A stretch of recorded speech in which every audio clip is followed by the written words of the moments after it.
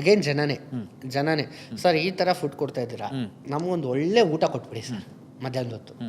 ಮಧ್ಯಾಹ್ನ ಜನನೇ ನಂಗೆ ಐಡಿಯಾ ಕೊಟ್ಟಿದ್ದು, ನನಗೆ ಐಡಿಯಾನೇ ಇರಲಿಲ್ಲ. ಒಂದು ಒಳ್ಳೆ ಊಟ ಕೊಡಿ ಅಂತ. ಒಳ್ಳೆ ಊಟ ಅಂದರೆ ನಮ್ಮ ಇದರಲ್ಲಿ ಬಾಳೆ ಎಲೆ ಊಟ, ಮಠದ ಊಟ.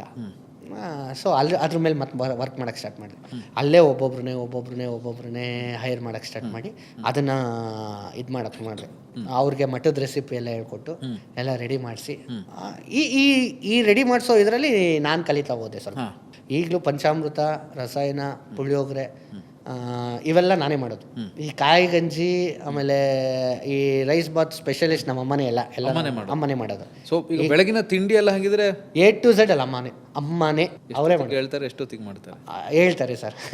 ನಾವು ಅದು ಎಷ್ಟೇ ಥ್ಯಾಂಕ್ಸು ಅದು ತುಂಬ ಚಿಕ್ಕ ಪದ ಆಗ್ಬಿಡುತ್ತೆ, ಬಟ್ ಹೇಳ್ತಾರೆ, ಮಾಡ್ತಾರೆ. ಬೇರೆ ಎಷ್ಟೇ ಜನ ಇದ್ರೂ ನಾವು ಒಳಗಡೆ ತೊಗೊಳಕ್ಕಾಗಲ್ಲ. ನೈವೇದ್ಯ ಪ್ರೊಸೀಜರ್ ಆಗಿರೋದ್ರಿಂದ ನಾವು ಅಲ್ಲಿ ಬೇರೆಯವ್ರನ್ನ ಅಲೋ ಮಾಡೋಕ್ಕಾಗಲ್ಲ.